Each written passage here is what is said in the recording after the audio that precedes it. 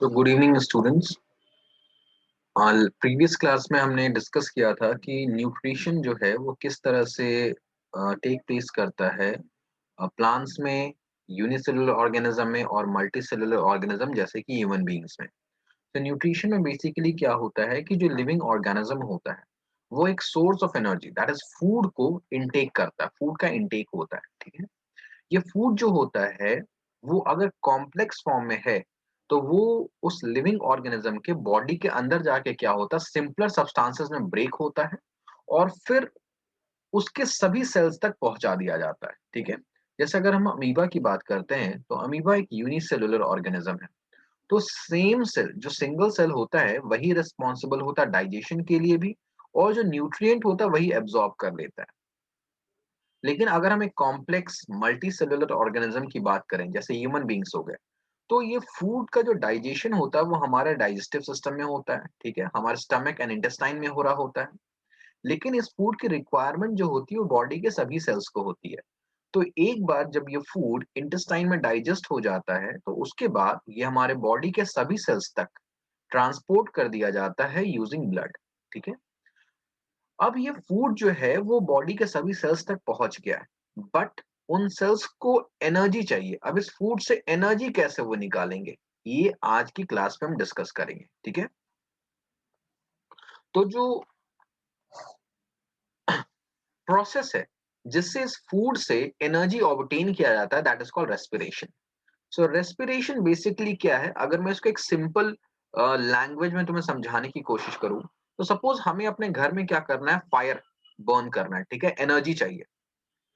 अब उस एनर्जी के लिए हमारे घर में क्या है कि एलपीजी सिलेंडर लाके रख दिया गया है फायर बर्न करने के लिए। लेकिन जब तक उस एलपीजी सिलेंडर में हम ऑक्सीजन, मतलब बेसिकली क्या होता है, जो एलपीजी सिलेंडर होता है, जो हमारा गैस स्टोव होता है, वहां पे ऑक्सीजन जो है वो उस एलपीजी के साथ मिक्स होता है और फिर जाके वो बर्न करता है, तब जाके एनर्जी रिलीज करता है। तो फूड के साथ भी कुछ ऐसा ही होता है। फूड हमारे बॉडी के सभी सेल्स तक तो पहुंच गया, बट उसको एनर्जी में कन्वर्ट करने के लिए या उस फूड से एनर्जी डेराइव करने के लिए जो प्रोसेस यूज होता है, chemical process, that is called respiration. तो रेस्पिरेशन जो एक केमिकल प्रोसेस है। बहुत सारे बच्चे रेस्पिरेशन को ब्रीदिंग से कंफ्यूज करते हैं। हम आगे भी डिस्कस करेंगे कि रेस्पिरेशन और ब्रीदिंग में क्या फर्क होता है। ठीक है, दोनों एक चीज नहीं होते हैं। सो अलग अलग ऑर्गेनिज्म जो है वो एनर्जी ऑब्टेन करने के लिए जो प्रोसेस का इस्तेमाल करते हैं वो डिफरेंट होता है। ठीक है, कुछ ऑर्गेनिज्म में ये जो प्रोसेस है वो ऑक्सीजन के प्रेजेंस में होता है। ठीक है, तो उस केस में इस प्रोसेस को हम बोलते हैं एरोबिक रेस्पिरेशन। जबकि कुछ ऑर्गेनिज्म ऐसे भी होते हैं जहां पे ये जो उन्होंने फूड उनके पास है, उनके बॉडी के सेल्स में जो भी फूड है उससे एनर्जी जो डेराइव होता है वो इन एब्सेंस ऑफ ऑक्सीजन होता है। तो उस केमिकल प्रोसेस को हम बोलते हैं एनारोबिक रेस्पिरेशन। ठीक है,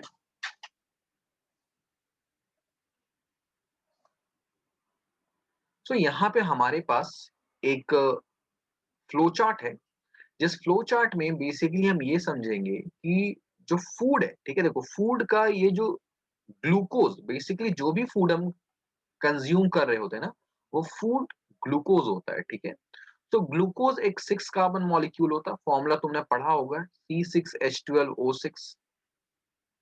ना ये ग्लूकोज जो है वो सेल के साइटोप्लाज्म में कन्वर्ट होता है into an intermediate called pyruvate.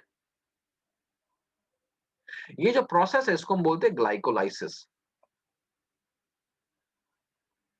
So glycolysis का जो प्रोसेस है जिसमें ग्लूकोज जो है वो एक सिंपलर सब्सटेंस में कन्वर्ट होता है, पाइरुवेट में। ठीक है, ये कहां पर होता है, साइटोप्लाज्म में होता है। यहां भी एनर्जी रिलीज होती है बट बहुत कम रिलीज होती है। ठीक है, अब ये जो पाइरुवेट है ये ब्रेक करता है फर्दर टू गिव एनर्जी। अगर हम ईस्ट की बात करें तो ईस्ट में क्या होता है कि ऑक्सीजन प्रेजेंट नहीं होता है। ईस्ट में ये जो पाइरुवेट है ये एनर्जी प्रोवाइड करता है इन absence of oxygen. So east में क्या होता है, ये जो पाइरुवेट है ये कन्वर्ट होता है into ethanol carbon dioxide and energy, ठीक है। So in absence of oxygen the pyruvate is converted into ethanol, carbon dioxide and energy. भाई इथेनॉल क्या होता है ये हमने ऑलरेडी पढ़ रखा है कार्बन एंड कंपाउंड्स में, ठीक है। अल्कोहल का ग्रुप होता है C2H5OH, ठीक है। नाउ अब अगर हम ह्यूमन बीइंग्स की बात करते हैं तो ह्यूमन बीइंग्स में जो रेस्पिरेशन होता है वो मेजॉरिटी जो होता है वो प्रेजेंस ऑफ ऑक्सीजन में होता है। मतलब मोस्टली हमारे बॉडी के अंदर जो रेस्पिरेशन होता है वो एरोबिक होता है, लेकिन कभी कभी एनारोबिक रेस्पिरेशन भी हो जाता है। एनारोबिक रेस्पिरेशन कब होता है ये मैं बताता हूँ। देखो अचानक सपोज कोई पर्सन जो है वो अचानक बैठा हुआ है, ठीक है, या खड़ा है, वॉक कर रहा है, लाइट है, मतलब उसकी बॉडी में अभी वो कोई हेवी एक्टिविटीज नहीं कर रहा है। अचानक वो क्या करता है, भागना शुरू कर देता है, ठीक है, स्टार्ट्स रनिंग। तो इनिशियली उसके बॉडी में जो ऑक्सीजन का इनटेक था वो स्लो था, ठीक है, कम रिक्वायरमेंट थी ऑक्सीजन की क्योंकि उसकी बॉडी को एनर्जी कम चाहिए था। बट अचानक जब वो रन करने लगता है ना तो उसकी बॉडी का जो एनर्जी रिक्वायरमेंट है वो बढ़ जाता है ना। ज्यादा एनर्जी के लिए ज्यादा ऑक्सीजन चाहिए क्योंकि जो फूड है वो ऑलरेडी हमारे बॉडी के सेल्स में है, but it needs oxygen to liberate energy. अब अचानक से हमारी बॉडी के पास उतना ऑक्सीजन अवेलेबल नहीं हो पाता है तो क्या होता है, वो फूड का ब्रेकेज जो है, मतलब फूड का जो ब्रेकडाउन होना शुरू होता है, ग्लूकोज का जो ब्रेकडाउन होना शुरू होता है वो इन लिमिटेड ऑक्सीजन में होता है, या हम बोल सकते हैं लैक ऑफ ऑक्सीजन में होता है। उस केस में जो प्रोडक्ट बनते हैं वो बनते हैं लैक्टिक एसिड और एनर्जी। भाई इस लैक्टिक एसिड के फॉर्मेशन, जहां भी ये लैक्टिक एसिड फॉर्म करता है ना वहां पर क्या होता है, पेन शुरू हो जाता है, ठीक है। जहां भी ये लैक्टिक एसिड फॉर्म करता है वहां पर क्या होता है, पेन शुरू, हम जनरली बोलते हैं नस खिंच गया, ठीक है। तो बेसिकली जहां भी ये लैक्टिक एसिड फॉर्म करता है वहां पर पेन शुरू हो जाता है, ठीक है। सो जनरली ये कहाँ पर होता है, हमारे मसल सेल्स में होता है। तो हमारे मसल सेल्स में अचानक से हम जब कोई हैवी एक्टिविटी करते हैं तो उस केस में क्योंकि हम ब्रीद उतना फास्ट नहीं कर रहे हैं तो ऑक्सीजन की रिक्वायरमेंट फुलफिल नहीं होती है। उस केस में ये पायरुवेट जो है ये कन्वर्ट हो जाता है into lactic acid and energy. Energy तो मिलता है, ठीक है, बट साथ में फॉर्म करता है लैक्टिक एसिड, जिसकी वजह से जहां भी ये फॉर्म करता है वहां पे पेन होना शुरू हो जाता है, ठीक है। Now next is presence of oxygen, ये मोस्टली होता है हमारे बॉडी में। So in the presence of oxygen in mitochondria, mitochondria में क्या होता है, ये जो पायरुवेट है ये कन्वर्ट होता है into carbon dioxide, water and energy. तो इस केस में जो एनर्जी लिबरेट होता है ये मैक्सिमम एनर्जी रिलीज होता है। तो एरोबिक रेस्पिरेशन के केस में जो एनर्जी रिलीज होता है ये मैक्सिमम होता है। एनारोबिक रेस्पिरेशन में जो एनर्जी रिलीज होता है वो कम होता है। तो ये जो दो केसेस हैं they are the case of anaerobic, और जो हमारा ये केस है this is the case of aerobic respiration, ठीक है। तो आई होप ये चीज क्लियर हो गया होगा। एग्जाम में ये फ्लो चार्ट बहुत इंपॉर्टेंट है, एग्जाम में बहुत बार डायरेक्टली पूछा गया है, इनडायरेक्टली भी पूछा जाता है बट डायरेक्टली बहुत बार पूछा जाता है, ठीक है। तो ये तुम्हें पता होना चाहिए कि ग्लूकोज एक 6 कार्बन मॉलिक्यूल है जो साइटोप्लाज्म में पायरुवेट में कन्वर्ट होता है, जिस प्रोसेस को हम बोलते हैं ग्लाइकोलाइसिस। जब ये पायरुवेट में कन्वर्ट होता है तो थोड़ी बहुत एनर्जी भी निकलती है। अब pyruvate depending upon N oxygen की अवेलेबिलिटी, पायरुवेट जो है और सिंपलर सब्सटेंसेस में कन्वर्ट होता है। तो इन ईस्ट में क्या होता है, जहां पे ऑक्सीजन बिल्कुल भी नहीं होता है, ठीक है, उसमें ये पायरुवेट इथेनॉल, कार्बन डाइऑक्साइड और एनर्जी में कन्वर्ट हो जाता है। इथेनॉल एक 2 कार्बन मॉलिक्यूल है।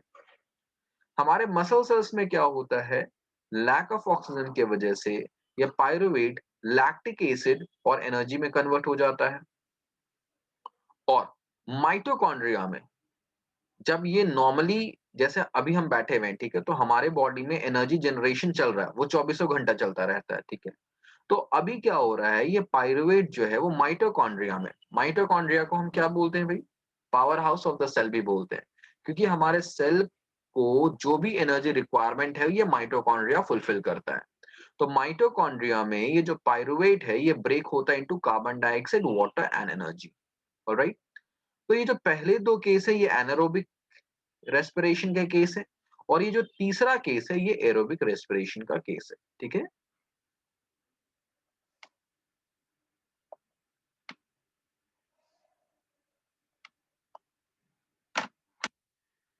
So next is breakdown of glucose. तो अभी हमने जो देखा उसी को मैं दोबारा यहाँ पे एक्सप्लेन कर रहा हूँ।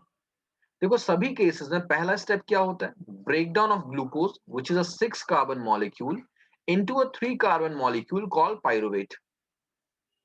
नाउ ये जो प्रोसेस है कहाँ पे होता है, साइटोप्लाज्म में होता है।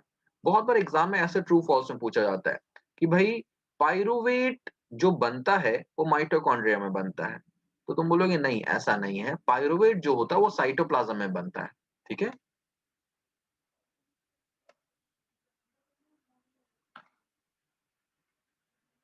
पाइरुवेट जो होता है वो साइटोप्लाज्म में बनता है, और इस प्रोसेस को हम क्या बोलते हैं, ग्लाइकोलाइसिस बोलते हैं।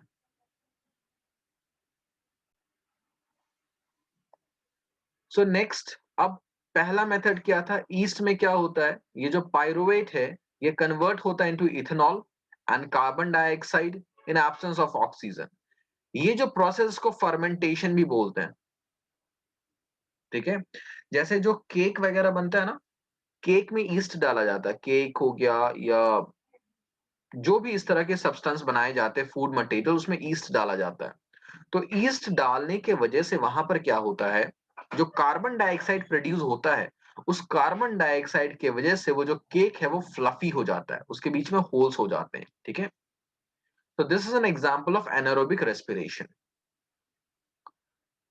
दूसरा हमने क्या देखा कि ब्रेकडाउन ऑफ पाइरुवेट जो हमारे नॉर्मली हमारे बॉडी में होता है वो माइटोकॉन्ड्रिया में होता है, इसमें कंप्लीट ऑक्सीजन की का यूज होता है। नाउ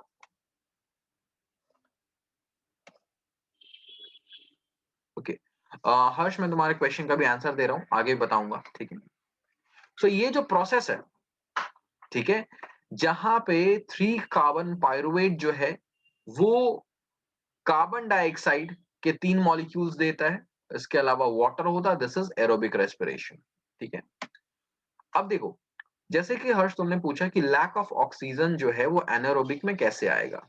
भाई लैक का क्या मतलब होता है कि ऑक्सीजन की अवेलेबिलिटी बहुत कम है। ठीक है, रिक्वायरमेंट से बहुत कम है, तो वहां पे जो पाइरुवेट ब्रेक कर रहा है वो ऑक्सीजन के एब्सेंस में हो रहा है, ऑक्सीजन वहां पे नहीं है उसके पास, जितना उसको रिक्वायरमेंट चाहिए ऑक्सीजन की उतना रिक्वायरमेंट नहीं है, तो इसलिए इसको हम एनारोबिक रेस्पिरेशन के अंदर क्लासिफाई करते हैं। एरोबिक का मतलब जितना ऑक्सीजन का रिक्वायरमेंट होना चाहिए उतना ऑक्सीजन वहां पे प्रेजेंट है, तो उसे हम बोलेंगे एरोबिक रेस्पिरेशन। अगर उतना ऑक्सीजन नहीं है या ऑक्सीजन जीरो रहे या कम रहे, तो दोनों केस को हम एनारोबिक रेस्पिरेशन के अंदर क्लासिफाई कर देते हैं।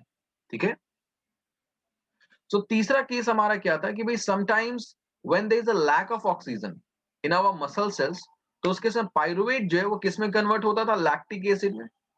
लैक्टिक एसिड भी 3 कार्बन मॉलिक्यूल है। नाउ जब लैक्टिक एसिड फॉर्म करता है तो क्या होता है कि हमारे बॉडी में क्रैम्प्स हो जाते हैं, मतलब जिस भी मसल में लैक्टिक एसिड का फॉर्मेशन है, जनरली ये पैरों के मसल्स में होते हैं। ठीक है, तो वहां पे क्या होता है, अचानक से बहुत पेन होना शुरू हो जाता है। तो वो पेन क्यों हो रहा है, जनरली हम बोलते हैं क्रैम्प्स हो गया है। तो क्रैम्प्स क्यों हुआ है, क्योंकि वहां पे लैक्टिक एसिड फॉर्म कर गया है। अब क्या होता है कि जब क्रैम्प्स होता है तो हम क्या करते हैं, वहां पे ब्लड फ्लो को बढ़ाने की कोशिश करते हैं, कहा जाता है कि थोड़ा बहुत मूव करो, और उसकी सिकाई की जाती है। तो जैसे ही ब्लड फ्लो होता है, जैसे ही ऑक्सीजन वहां पे पहुंचता है, ठीक है, तो लैक्टिक एसिड फर्दर कन्वर्ट हो जाता है इनटू कार्बन डाइऑक्साइड। जब ऐसा होता है तो क्रैम्प्स के पेन से रिलीफ मिल जाता है।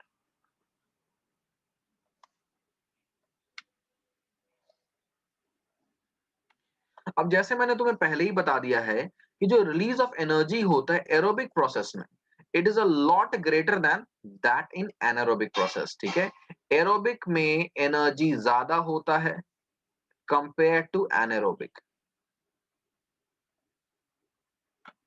इसलिए most of the complex multicellular organism like human beings and other vertebrates हमारे अंदर एरोबिक रेस्पिरेशन होता है, बिकॉज़ हमें एनर्जी की काफ़ी ज़्यादा रिक्वायरमेंट होती है, ठीक है? नाउ ये एक बात ध्यान रखना, ये जो एनर्जी रिलीज़ होता है ड्यूरिंग सेल्युलर रेस्पिरेशन, इसको हम सेल्युलर रेस्पिरेशन बोल रहे हैं क्योंकि ये एनर्जी हर एक सेल प्रोड्यूस करता है, ठीक है? हर एक सेल इंडिविजुअल लेवल पे अपने लिए एनर्जी प्रोड्यूस करता है। तो ये जो सेल्युलर लेवल पे रेस्पिरेशन हो रहा है, इससे क्या होता है, जो भी एनर्जी प्रोड्यूस होती है ना, उससे एक मॉलिक्यूल बनता है जिसको हम बोलते हैं एटीपी मॉलिक्यूल। सपोज मान लो अ, कोई पर्सन किसी ऑर्गेनाइजेशन में वर्क कर रहा है, तो उसके वर्क के बजाय, ठीक है, उसने जो भी वर्क वहां पे कंट्रीब्यूट किया है, उसके कंपेंसेशन में उसे क्या मिलता है? सैलरी मिलती है। तो सैलरी किस फॉर्म में मिलती है? उसे पैसे, मनी के फॉर्म में मिलती है।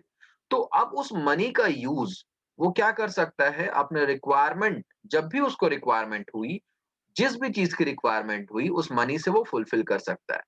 तो उसी तरीके से जो भी सेलुलर रेस्पिरेशन के दौरान एनर्जी प्रोड्यूस होता है, वो एटीपी के फॉर्म में हमारे बॉडी में स्टोर हो जाता है, एडेनोसिन ट्राइफॉस्फेट, ठीक है?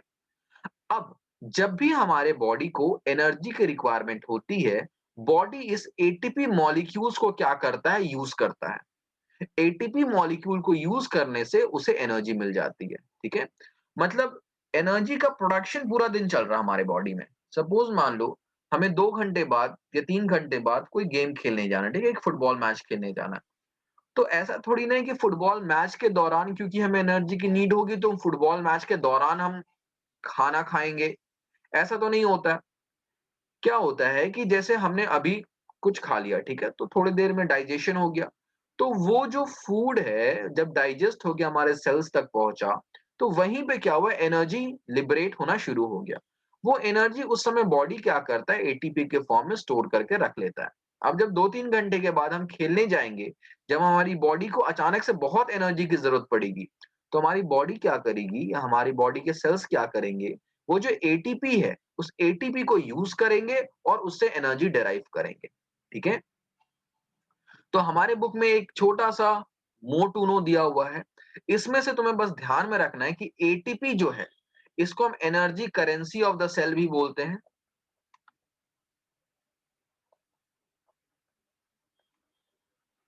क्योंकि सेल जो भी एनर्जी बनाता है, वो एटीपी के मॉलिक्यूल के फॉर्म में स्टोर कर लेता है, ठीक है? इससे ज्यादा यहाँ पर तुम्हें कुछ भी याद नहीं रखना है। दिस मच इज एनफ, ये एनफ है, ठीक है? अब देखो एग्जाम्स अप्रोच कर रहे हैं, तुम्हारे सिलेबस ऑलमोस्ट कंप्लीट हो चुके हैं, तो अब क्या करना है तुम्हें? एनसीईआरटी को एक बार रिवाइज करना है, ठीक है? रीड करना है तुम्हें एनसीईआरटी को लाइन बाय लाइन।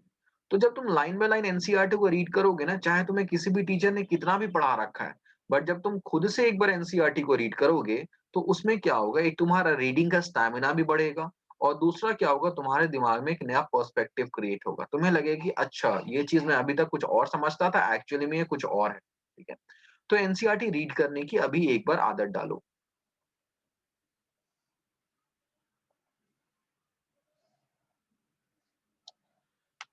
तो सबसे पहले हम देखते हैं कि प्लांट्स में ये जो एक्सचेंज ऑफ गैसेस है, देखो भाई, बॉडी के अंदर ऑक्सीजन जो है वो फूड के साथ कंबाइन होकर एनर्जी दे रहा है, बट ऑक्सीजन आता कैसे है? तो हम ये देखेंगे कि प्लांट्स और एनिमल्स दोनों में बॉडी के अंदर ऑक्सीजन पहुंचता कैसे है। तो इसमें एक पॉइंट है, exchange of gases in plants. देखो अभी तक हम क्या पढ़ते आए हैं, न्यूट्रिशन में हमने पढ़ा है कि प्लांट को CO2 की रिक्वायरमेंट होती है। CO2 कार्बन डाइऑक्साइड गैस से प्लांट जो है वो अपने लिए फूड बनाता है, और उसमें एक वेस्ट प्रोडक्ट होता है ऑक्सीजन, दैट इज एक बाई प्रोडक्ट होता है O2, जो प्लांट जो है वो एटमॉस्फेयर में रिलीज कर देता है। ये चीज ठीक था, बट अभी मैंने तुम्हें बताया कि प्लांट को भी एनर्जी की रिक्वायरमेंट है। तो प्लांट अपने लिए जो फूड बना रहा है, जो प्लांट सेल्स में जाके स्टोर हो रहे हैं, अब उस फूड से एनर्जी जब प्लांट को चाहिए होगा, तो for that plant need oxygen. Plant ने फूड बनाते वक्त तो ऑक्सीजन जो भी हुआ उसको बाहर एनवायरनमेंट में रिलीज कर दिया, लेकिन उस फूड से एनर्जी डिराइव करने के लिए प्लांट को ऑक्सीजन चाहिए। और ये एनर्जी कब डिराइव करता प्लांट? हमेशा करता है। चौबीसों घंटा कोई भी ऑर्गेनिज्म के अंदर ये जो रेस्पिरेशन का प्रोसेस है ये 24/7 चल रहा होता है, हमेशा ही चलता है। तो प्लांट को भी ये एनर्जी चाहिए होता है। तो इसलिए प्लांट ने जो ऑक्सीजन एनवायरनमेंट में रिलीज किया है उसका एक थोड़ा स्मॉल अमाउंट प्लांट वापस एब्जॉर्ब करता है, सच दैट उसके सेल में रेस्पिरेशन हो सके और एनर्जी प्रोड्यूस हो सके। ठीक है, तो देखो दिन के टाइम क्या होता है, during the day what happens, day में सनलाइट होता है, तो सनलाइट में फोटोसिंथेसिस चलता रहता है। ठीक है, सनलाइट के प्रेजेंस में तो फोटोसिंथेसिस में क्या होता है, कार्बन डाइऑक्साइड प्लांट इनटेक करता है और ऑक्सीजन को प्लांट रिलीज करता है। ठीक है, ये फोटोसिंथेसिस के दौरान करता है।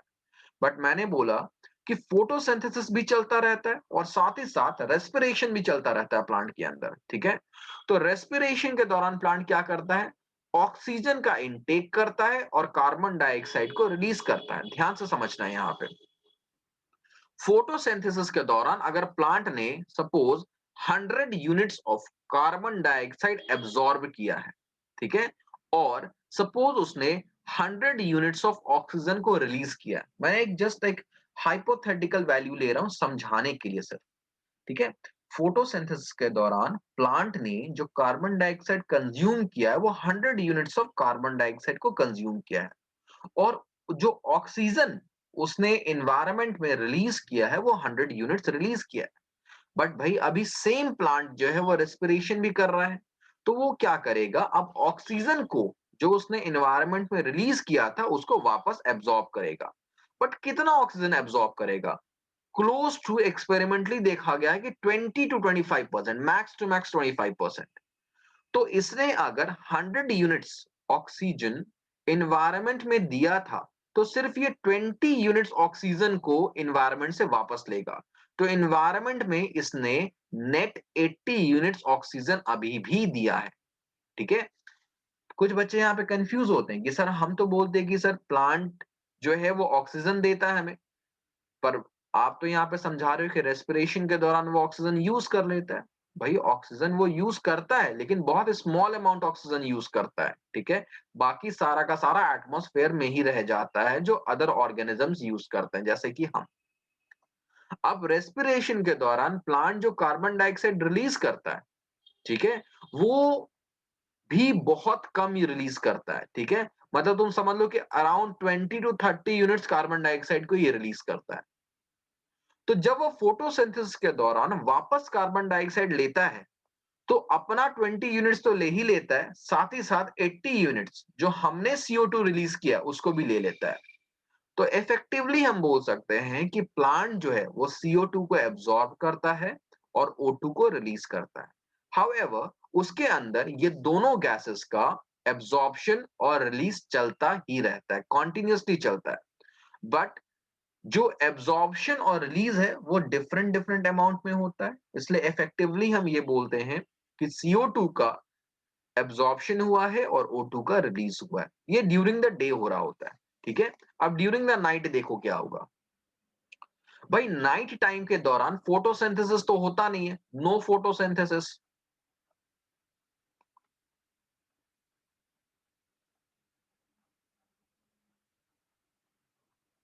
रात में किसी भी तरह का फोटोसिंथेसिस तो होता नहीं है क्योंकि सनलाइट अवेलेबल नहीं है।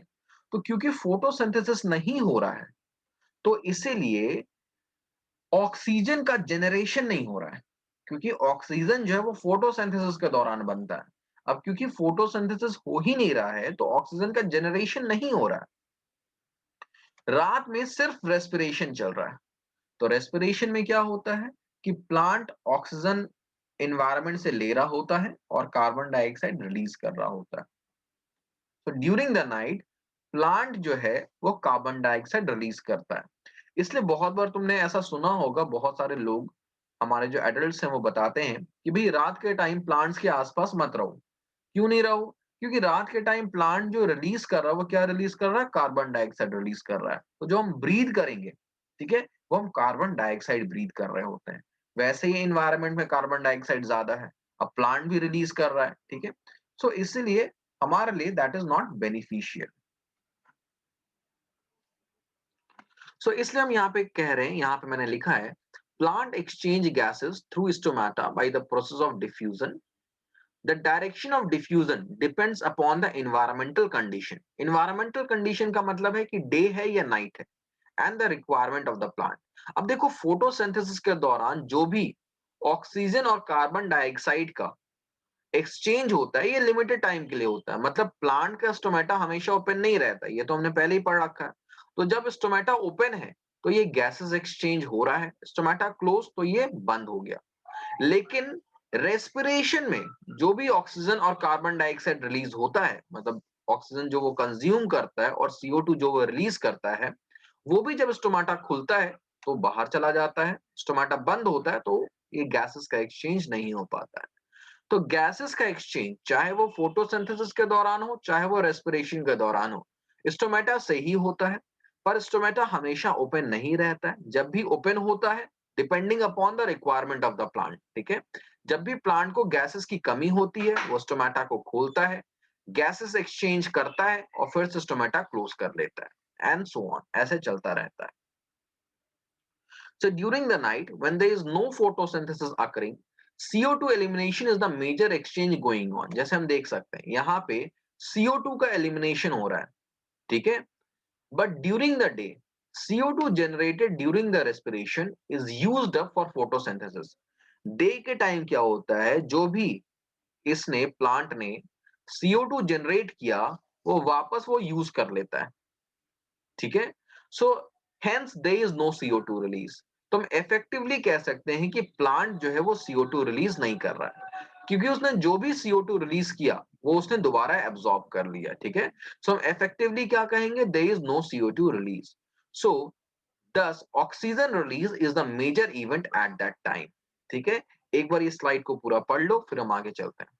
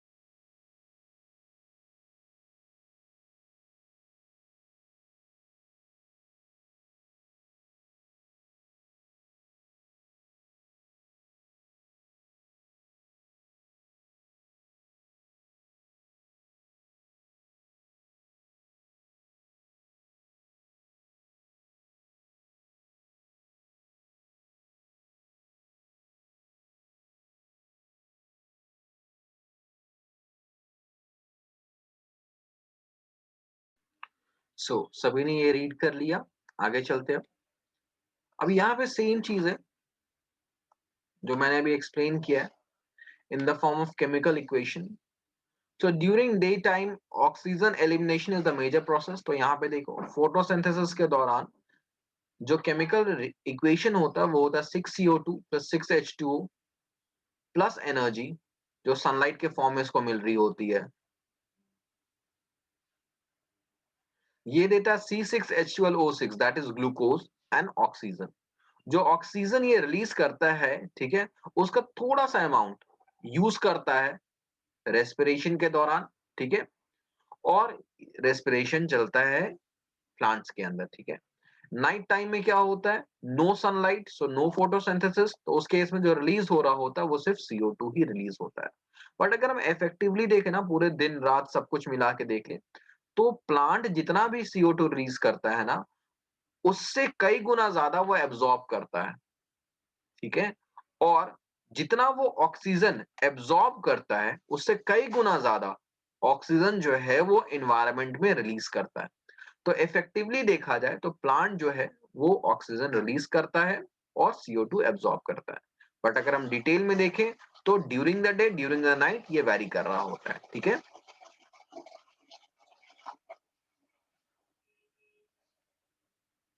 अब हम एनिमल्स की बात करते हैं. सो हमने यहाँ पे एक कंपैरिजन लिया है between terrestrial and aquatic. Terrestrial animal उन एनिमल्स को हम बोलते हैं जो लैंड पे रहते हैं. एक्वेटिक उन एनिमल्स को हम बोलते हैं जो वाटर में रहते हैं. ठीक है, तो जो एनिमल्स लैंड पे रहते हैं, उनकी ऑक्सीजन रिक्वायरमेंट कहां से फुलफिल होती है? एटमॉस्फेयर से। और एटमॉस्फेयर में कितना ऑक्सीजन है? 21% ऑक्सीजन है। तो हम जैसे जैसे ह्यूमन बींग्स हम लैंड पे रहते हैं, तो हमें ब्रीद करने के लिए 21% ऑक्सीजन है, जो काफी ज्यादा है। ठीक है, तो हम अगर एक बार ब्रीद करते हैं ना, तो हमारे बॉडी के अंदर सफिशिएंट अमाउंट ऑफ ऑक्सीजन चला जाता है। इन एक्वेटिक एनिमल जो हम ब्रीद करते हैं, वो कहां से ब्रीद करते हैं? Through water. ऑक्सीजन जो वाटर में डिजोल्व होता है, वहां से ये एक्वेटिक एनिमल्स अपने लिए ऑक्सीजन को एब्जॉर्ब करते हैं।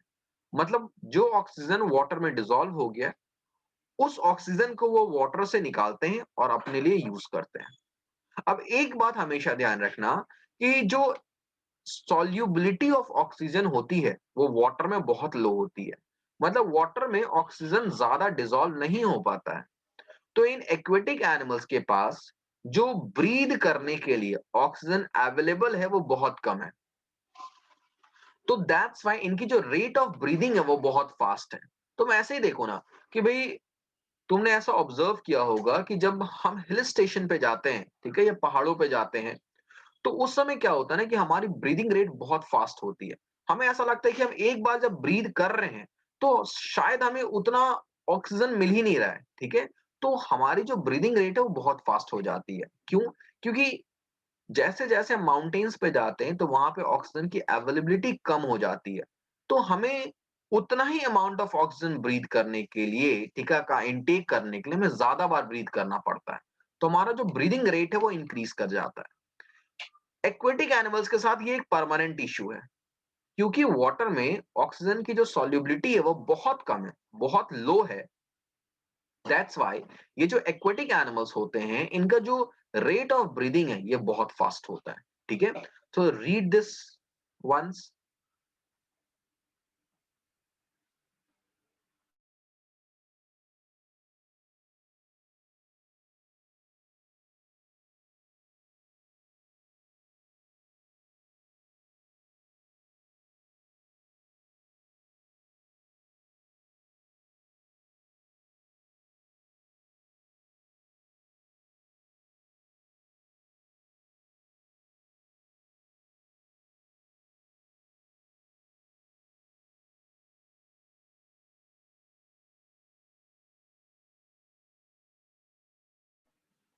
तो ये कॉन्सेप्ट क्लियर हो गया होगा, आगे चलते हैं।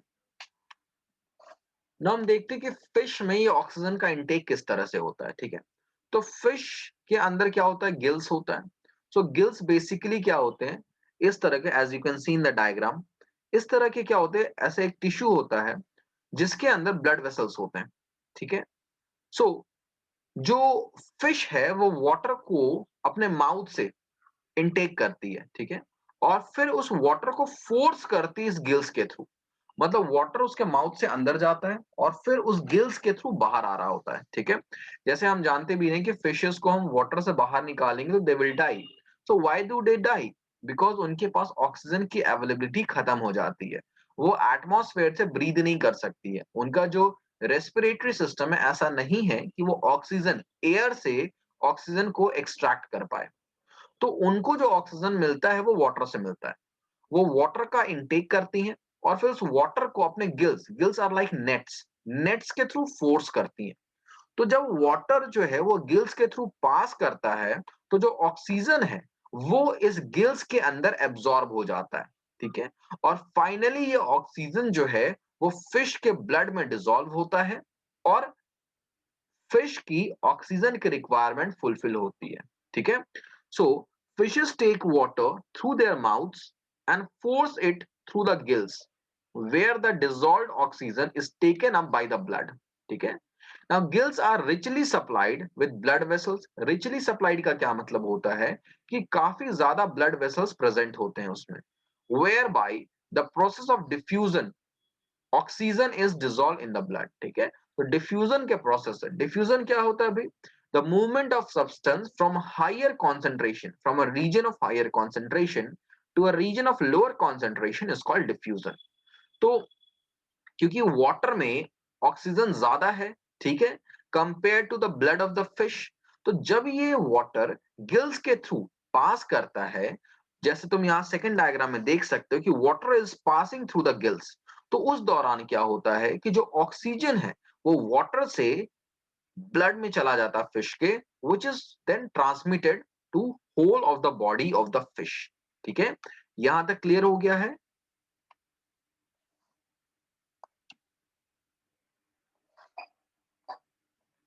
सो next let us see intake of oxygen in human beings. ये थोड़ा बड़ा टॉपिक है, ठीक है, तुम आराम से इसको पढ़ेंगे। अगर किसी भी पॉइंट में डाउट होगा तो उसी समय पूछ लेना। देखो, अगर हम ह्यूमन बीइंग की बात करें तो सबसे पहले the air is taken into the body through nostrils. Nostrils means जो होल्स होते हैं, ठीक है, उसके थ्रू हम क्या करते हैं, ब्रीथ करते हैं। अब ब्रीदिंग, मैंने बोला था ना, ब्रीदिंग और रेस्पिरेशन में क्या फर्क है ये बताऊंगा। भाई ब्रीदिंग एक फिजिकल प्रोसेस है, ठीक है, ब्रीदिंग एक फिजिकल प्रोसेस है।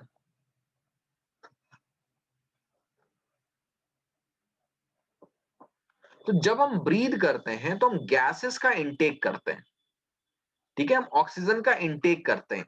और जब हम ब्रीद आउट करते हैं तो उस केस में जो कार्बन डाइऑक्साइड उसको हम एक्सेल कर रहे होते हैं। So breathing is a physical process, बस यही तक है ब्रीदिंग का काम। So the air is taken into the body through nostril where it is filtered by fine hairs that line the passage. तो हमारा पूरा जो पैसेज है जिसके थ्रू एयर पैसेज जो है, जो विंड पाइप है, उसमें क्या होते हैं, फाइन हेयर्स होते हैं, जो कि इसको मतलब एयर में जो भी डर्ट होता है उसको फिल्टर आउट करते हैं। साथ ही साथ इस पैसेज में म्यूकस होता है, ठीक है, द सेमी सॉलिड। म्यूकस भी क्या करता है, जब उस म्यूकस के थ्रू एयर पास करता है तो एयर में जो भी डस्ट वगैरह है, ठीक है, जर्म्स है, वो म्यूकस में स्टिक कर जाते हैं। तो एक तरह से mucus also helps in filtering the air. So both fine hairs as well as mucus helps in filtration process, ठीक है। तो इसके बाद एयर जो है ये पास करता है through the throat into the lungs, ठीक है, यू कैन सी एयर यहां पर है, देन यहां से ये थ्रोट से नीचे जाता है into the lungs. Now the part of the throat between mouth and wind pipe को हम ट्रेकिया बोलते हैं, ठीक है, is called pharynx. So this part of the throat air passage, mouth और विंड पाइप के बीच का जो air passage, that is called pharynx, इसको हम फेरिंग्स बोलते हैं।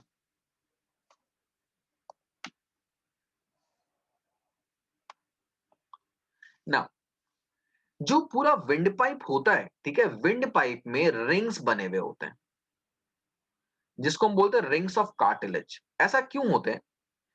It ensures that the air passes do not collapse when there is no air।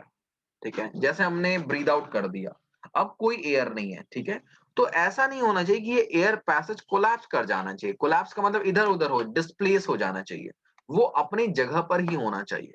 So that's why ये जो एयर पैसेज है इसको रिंग्स ऑफ कार्टिलेज क्या करता है, जगह जगह पे सपोर्ट कर रहा होता है, ठीक है। यहां से वन मार्कर क्वेश्चन पूछा जाता है कि what is the role of air rings of cartilage. तो रिंग्स ऑफ कार्टिलेज का क्या रोल है कि they ensure that the air passes do not collapse when there is no air in it, ठीक है। Now the upper end of the trachea has a voice box called larynx। जो हमारा voice box है, ठीक है, जिसको हम Adam's apple बोल रहे होते हैं बहुत बार, तो ये बेसिकली क्या होता है, इसको हम लैरिंग्स बोलते हैं। Now trachea further divides into two smaller tubes called bronchi. इस पॉइंट पे ट्रेकिया जो है वो दो पार्ट में डिवाइड कर गया है, ठीक है। These two parts are called bronchi. ना ये जो ब्रोंकाई है ये दोनों लंग से कनेक्टेड होते हैं। लंग्स हमारे चेस्ट कैविटी में होता है। कैविटी का मतलब देखो, जो हमारे चेस्ट में क्या पूरा अंदर होल है, हॉलो है वो, तो वहां पे होता है लंग्स। सो दैट्स व्हाई ये कहा गया है the lungs lie in the chest cavity which is separated by the abdominal cavity. Abdominal cavity का मतलब वो पार्ट हमारे बॉडी का जहां पर हमारा डाइजेस्टिव सिस्टम है, that is liver, stomach, pancreas. तो ये जो पार्ट है ना, ये पार्ट, ये एब्डोमिनल कैविटी है। और इसके ऊपर जो है वो चेस्ट कैविटी है। तो चेस्ट कैविटी में लंग्स होते हैं, हर्ट होता है, ये सारा कुछ चेस्ट कैविटी में है। एब्डोमिनल कैविटी में डाइजेस्टिव पार्ट्स होते हैं, ठीक है। So the lungs lie in the chest cavity which is separated by the abdominal cavity through a diaphragm. Diaphragm जो होता है एक शीट ऑफ मसल होता है, ये जो ब्राउन कलर का तुम्हें दिख रहा है ना यहाँ पे, दिस इज डायफ्रागम, ये डायफ्रागम है। तो ये एक काम तो इसका ये है कि चेस्ट कैविटी को एब्डोमिनल कैविटी से सेपरेट करके रखे, बट इसके अलावा इसका एक और काम है। Now diaphragm is a sheet of muscle which help us to breathe in and breathe out. देखो हम ब्रीद इन और ब्रीद आउट कैसे करते हैं, जैसे तुम्हें अगर बोला जाए कि भाई ब्रीद इन करो तो तुम बहुत डीप श्वास अंदर ले रहे होते हो, but how are you able to do this? इसका हम एग्जांपल ले सकते हैं पिचकारी, ठीक है।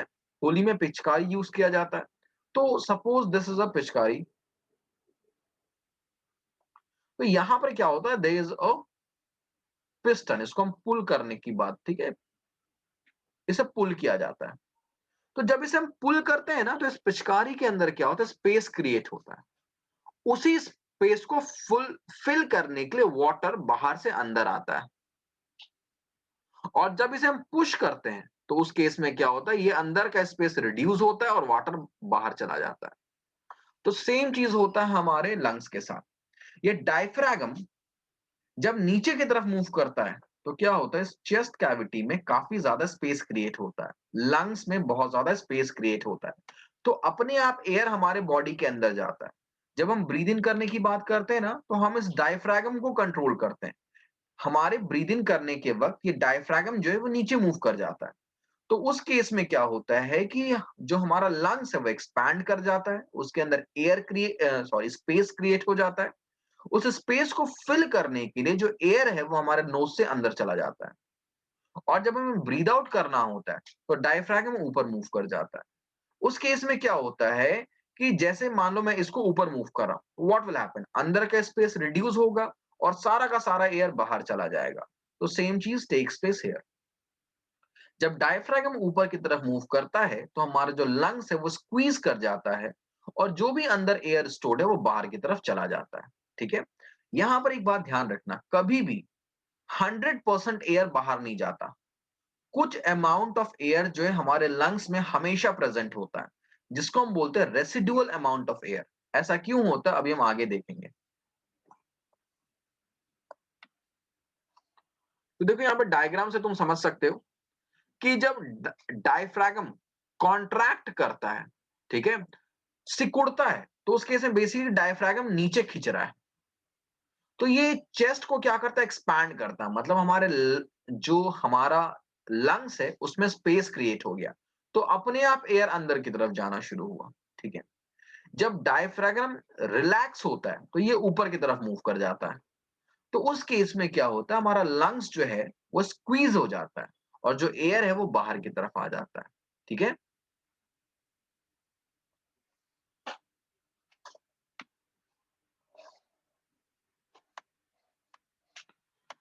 सो फर्दर आगे समझते हैं इसके बाद क्या होता है। अब ये जो लंग्स हैं they are very vital organ और बहुत डेलिकेट होते हैं, इसलिए इसको प्रोटेक्ट करने के लिए बोन्स होते हैं यहाँ पे, ठीक है। बोन का एक केज होता है जिसको हम बोलते हैं रिब केज।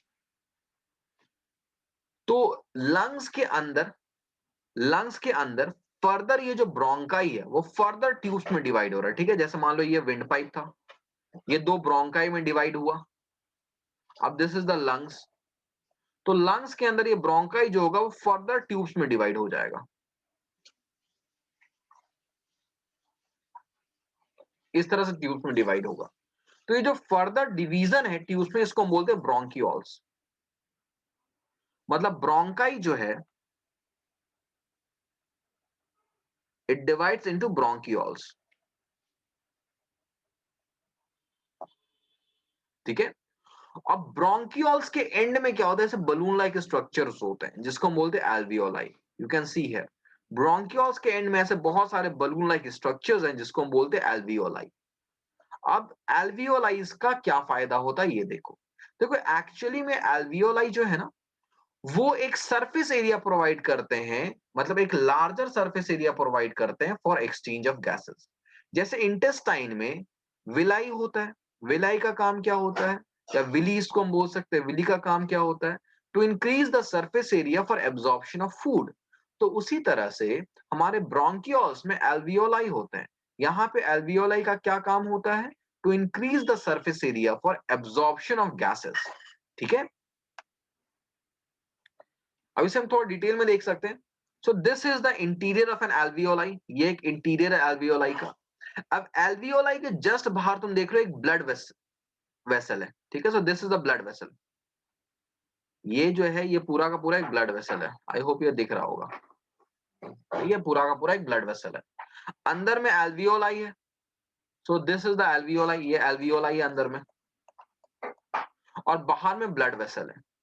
सो क्या होता है यहाँ पे, एल्वियोलाई जो है वो क्योंकि एक बलून लाइक स्ट्रक्चर है, तो इसे सरफेस एरिया इंक्रीज हो गया। ठीक है, अब जो ऑक्सीजन अंदर की तरफ आ रहा है, ठीक है, वो डिफ्यूजन के प्रोसेस से चला जाता है इस ब्लड वेसल।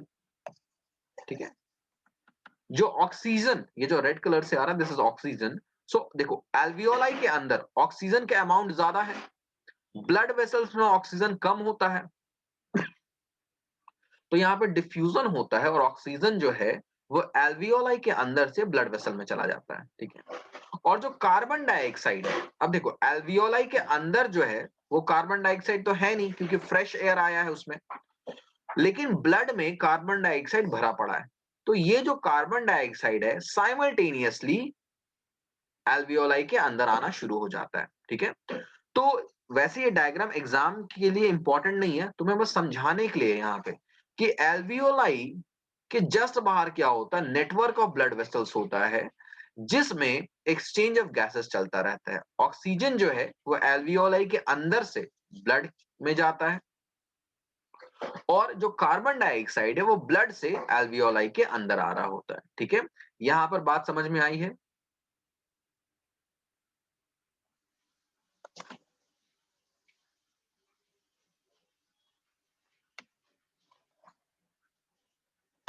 अब देखो एग्जाम में तुम चाहो तो एक सिंपलर सा डायग्राम बना सकते हो, क्योंकि एनसीईआरटी में जो डायग्राम दिया काफी कॉम्प्लेक्स है। अब जैसे एनसीईआरटी में जो डायग्राम दिया वो काफी कॉम्प्लेक्स है, तो तुम अगर ये सिंपल सा भी डायग्राम बनाओगे तो तुम्हारे मार्क्स डिडक्ट नहीं होते हैं।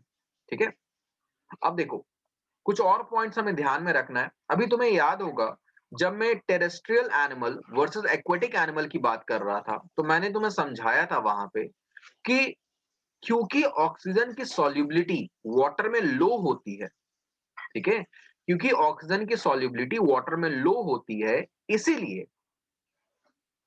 जो एक्वेटिक एनिमल्स हैं उनके पास ऑक्सीजन की अवेलेबिलिटी कम हो जाती है, क्योंकि ऑक्सीजन जो है ना वाटर में जल्दी डिसॉल्व नहीं होता। तो सेम चीज हमारे ब्लड के साथ भी होता है, ब्लड में भी ऑक्सीजन डिसॉल्व नहीं हो पाता जल्दी, लेकिन भाई ऑक्सीजन को बाकी सभी सेल्स तक पहुंचाने का जो काम है वो तो ब्लड का है।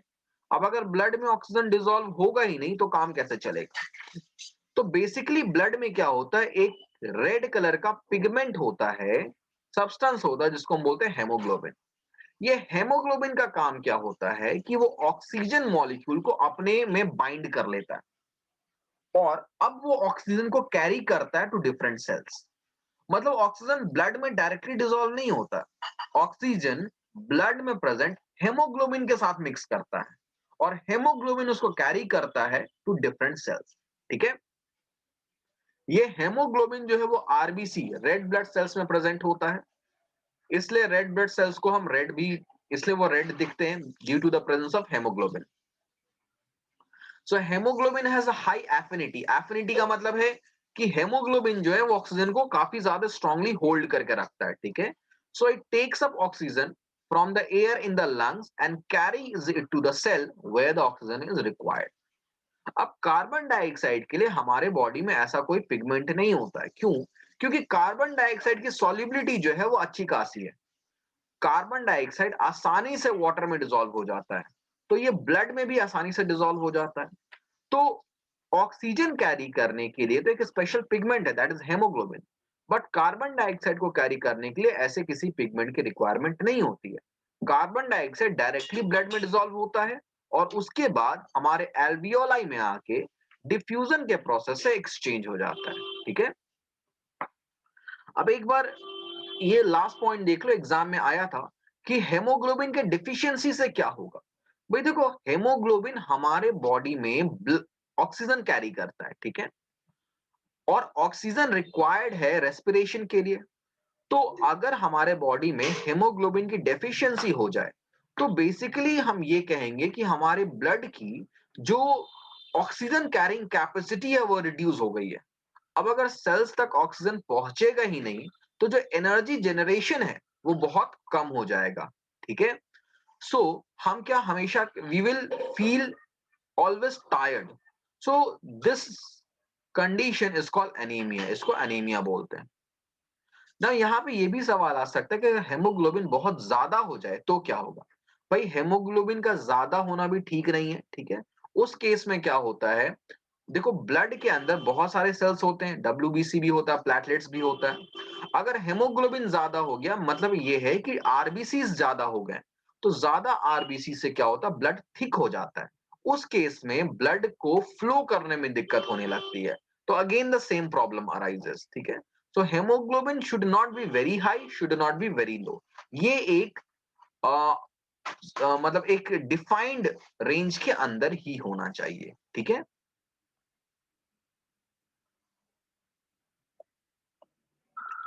अब अभी हमने डिस्कस किया था रेसिडुअल वॉल्यूम ऑफ एयर के लिए। देखो रेसिडुअल वॉल्यूम ऑफ एयर क्या होता है, ब्रीदिंग साइकिल के दौरान जब हम ब्रीद आउट करते हैं ना, तो हम 100% एयर को बाहर नहीं निकालते हैं। कुछ अमाउंट ऑफ एयर जो है लंग्स के अंदर ही रह जाता है।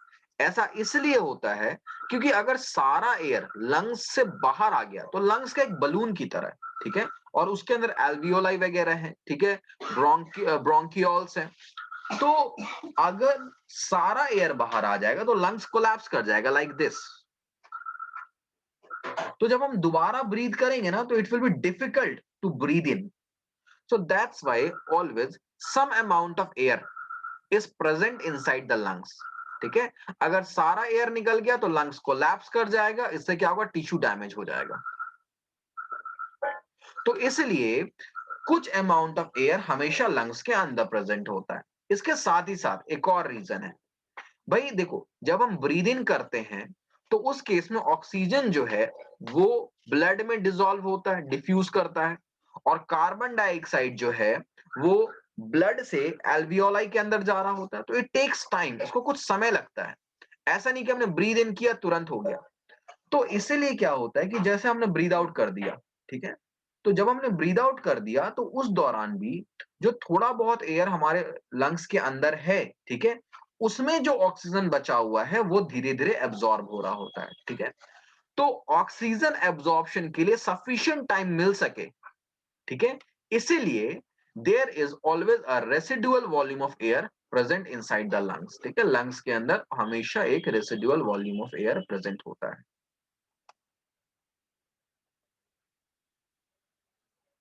अब एक एक्टिविटी है कि to show that the air we breathe out contain carbon dioxide. अभी कार्बन डाइऑक्साइड के लिए हमने केमिस्ट्री में भी पढ़ रखा है कि CO2 turns lime water milky, ये पढ़ा हुआ हमने। तो हम क्या करते हैं, हम दो टेस्ट ट्यूब लेते हैं, दोनों टेस्ट ट्यूब में लाइम वाटर रखते हैं। एक में जो हम एयर है वो थ्रू अ पिचकारी पुश करते हैं। तो ये पिचकारी के थ्रू जो हम एयर पुश करते हैं, तो पिचकारी के अंदर एयर कौन सा है, जो एटमॉस्फेयर में, तो it contain a majority of oxygen. और दूसरे में हम जो एयर डाल रहे हैं वो हमारे अंदर से एयर हम एक्सेल कर रहे हैं। तो हम देखते हैं जो दूसरा टेस्ट ट्यूब है इसमें लाइम वाटर बिकम्स मिल्की। तो इसका क्या मतलब होता है कि हमने जो एयर ब्रीद आउट किया है इट कंटेन्स कार्बन डाइऑक्साइड। ठीक है। So with the help of this experiment we can show that the air which we have breathed out contains carbon dioxide due to which the lime water has turned milky। ठीक है। बात समझ में आई यहां तक, कोई डाउट है किसी को? तो भाई हमारा रेस्पिरेशन कंप्लीट हो गया है, बोथ प्लांट एंड एनिमल्स का मैंने रेस्पिरेशन कंप्लीट करवा दिया है। ठीक है। रीड द एनसीईआरटी, ठीक है, एंड सॉल्व द क्वेश्चंस। अगर कोई डाउट होंगे तो मुझे व्हाट्सएप पे मैसेज करना। ठीक है। नेक्स्ट क्लास में वी विल डिस्कस ट्रांसपोर्टेशन। तो आज की क्लास हमारी कंप्लीट हो चुकी है। You can leave the session now.